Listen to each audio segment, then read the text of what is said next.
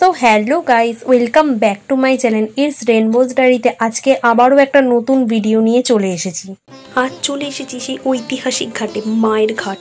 নামেই বোঝা যাচ্ছে যে এই ঘাটের সঙ্গে আমাদের মা জড়িয়ে আছেন। ইনি আমাদের সকলের মা।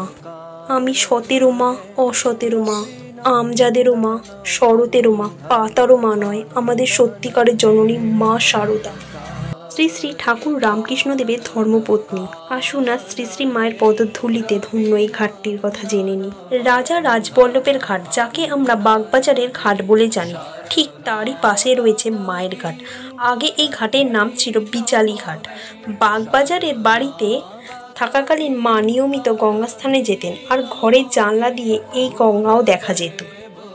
তিনি যে ঘাটে স্নান করতে যেতেন, হুগলি নদীর সেই ঘাট আগে পাগলাবাবুর ঘাট বা পিচলি ঘাট নামে পরিচিত থাকলেও পরবর্তী সময়ে মায়ের ঘাট নামে পরিচিতি লাভ করে।